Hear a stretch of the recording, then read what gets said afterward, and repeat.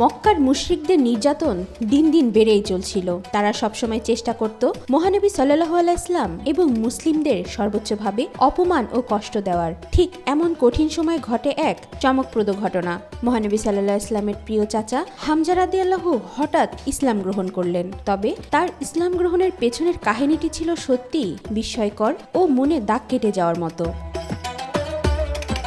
হামজা রাদিয়াল্লাহু ছিলেন একজন শিকারী ও খুব ভালো তীরন্দাজ। তিনি প্রায় শিকারে বের হতেন। মক্কার বাইরে বা এর আশেপাশের এলাকায় তিনি মাসের পর মাস শিকারে ব্যস্ত থাকতেন। একদিন তিনি শিকার করে ফিরছিলেন। তখন মক্কার কিছু লোক তাকে বলল, আবু জাহেল আপনার ভাতিজাকে অকথ্য ভাষায় গালাগালি করেছে সবার সামনে, তাকে প্রচন্ড অপমানও করেছে। হামজা রাদিয়াল্লাহু ভয়ানক রেগে গেলেন। তিনি ছুটে গেলেন কাবার কাছে। গিয়ে দেখলেন আবু জাহেল সেখানে বসা।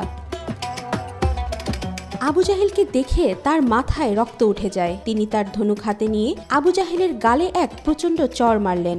এই চড়ের সাথে সাথে তার মুখ দিয়ে এক ঝলক রক্ত বেরিয়ে গেল। হামজা রাদিয়াল্লাহু রাগে গড়গড় করতে করতে বললেন, তোমার কত বড় সাহস, তুমি সবার সামনে আমার ভাতিজাকে অপমান করেছো। কি কারণে? সে ধর্ম প্রচার করেছে সেজন্য? আমিও এখন থেকে আমার ভাতিজার ধর্ম বিশ্বাস করলাম। সাহস থাকলে এবার আমাকে অপমান করে দেখাও।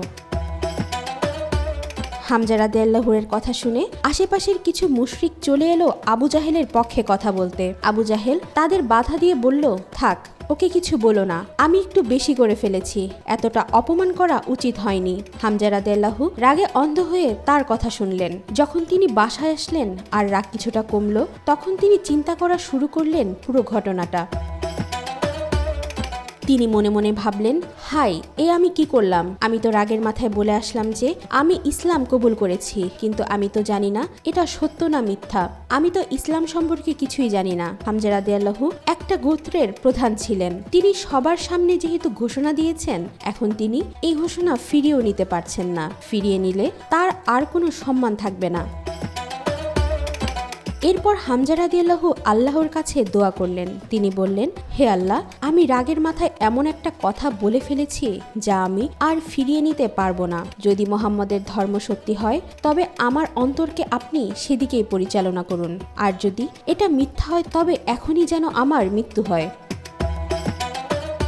পরদিন সকালে তিনি গেলেন ভাতিজা মুহাম্মদ সাল্লাল্লাহু আলাইহি ওয়াসাল্লামের সাথে দেখা করতে। তিনি তাকে সব ঘটনা খুলে বললেন। মহানবী সাল্লাল্লাহু আলাইহি ওয়াসাল্লাম তখন তাকে ইসলামের সব মৌলিক বিষয় বুঝালেন, এক আল্লাহর পরিচয় দিলেন। সব শুনে হামজা রাদিয়াল্লাহু বললেন, আমি সাক্ষ্য দিচ্ছি আল্লাহ ছাড়া আর কোনো মাবুদ নেই, আর মুহাম্মদ সাল্লাল্লাহু আলাইহি ওয়াসাল্লাম তার রাসূল। হামজা রাদিয়াল্লাহুর ইসলাম গ্রহণের পর মক্কার মুশরিকরা অনেকটাই ভীত হয়ে পড়ল, কারণ তিনি ছিলেন মক্কার এক প্রভাবশালী ব্যক্তি, দুঃসাহসী শিকারী এবং অদম্য যোদ্ধা। তার ইসলাম গ্রহণে মুসলমানদের মনোবল অনেক বেড়ে গেল। হামজা রাদিয়াল্লাহু শুধু নিজের বিশ্বাস প্রকাশ করেই থেমে থাকেননি, বরং ইসলামের প্রতি তার অগাধ ভালোবাসা আর সাহসিকতা দিয়ে তিনি নবী করিম সাল্লাল্লাহু আলাইহি ওয়াসাল্লামের পাশে দাঁড়ালেন। ওয়াহিদা পারভিন ঈশিতা, আজকাল।